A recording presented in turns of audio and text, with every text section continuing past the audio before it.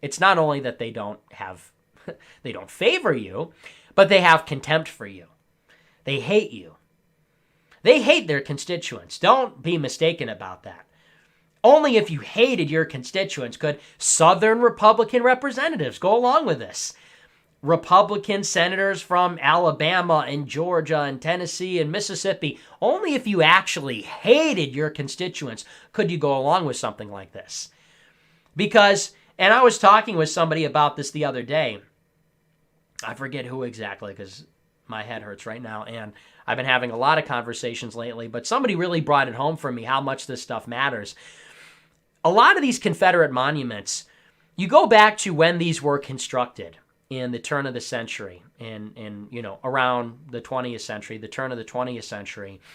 In a lot of these towns and cities, and yes, even the military bases, this was all that the South had. After the North destroyed everything in the Civil War, destroyed their whole economy, destroyed all their infrastructure, their railroads, their factories, left them broke and many of their family members dead, this is one of the only things that Southerners had was monuments that, maybe not the military bases, but at least the monuments, they would cobble together what little money they had in their local governments, in their small communities, and they would erect monuments to their veterans, to their heroes, to the generals, to their lost cause. And that's all that they had when all was said and done after a devastating war and decades of cruel occupation. They put together what meager resources they had, and they built these statues to commemorate the memory of their cause and the people they lost. This is what is being eliminated, okay? This is what's being eliminated by our representatives. I'm not a Southerner, but I respect that. And Southerners care deeply about this stuff. You've got all these foreigners that come in that comprise the Democrat constituency, and Republicans want them to comprise their constituency too.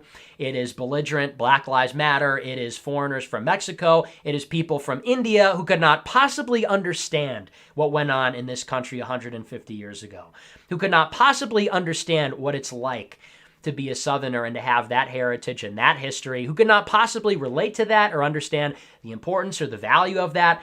And they're voting to destroy this stuff and rename it. And it is Republican representatives and legislators that are just going along with it.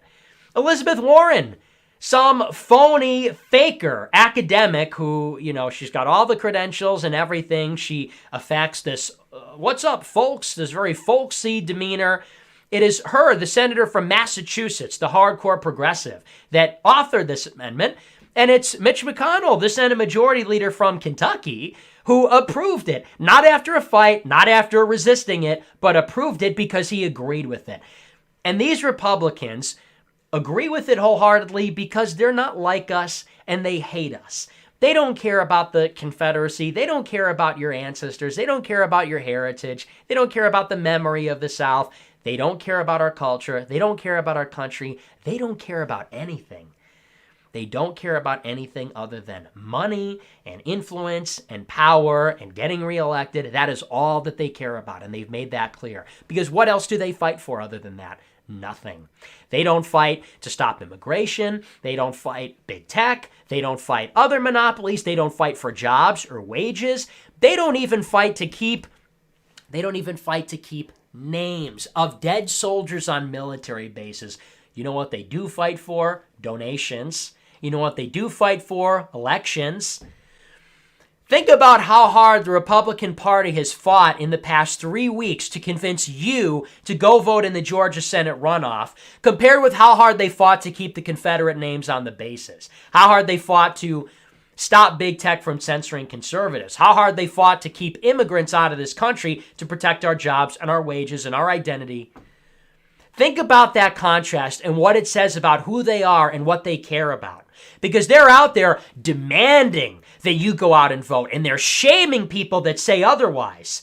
And they're going out there and they pretend like the sky is falling unless Mitch McConnell keeps his majority. We don't hear about anything else like that, except for, I guess, days before normal elections. And then it's more of the same. So don't tell me that this is insignificant. Don't tell me, oh, well, this is bad, but you still have to vote. It's not going to happen. These people, They're not us. When people play this game like, well, we have to control the Senate. Who is we? They're not us. This is a team sport, and we're not represented here. We're in the crowd. We're in the stands. Yes, there in some way are teams playing on the field, but none of them are representing us. Mitch McConnell and all these other Republicans are trying to say, you got to vote for us. We're all in this together. What if they control the Senate? You're they. You're working with them. You're no better than them. Barely. And that's only one part of it. That's the Defense Authorization Bill. Remember, we cannot fix big tech because that's not related, but we are going to strip away the names of the bases.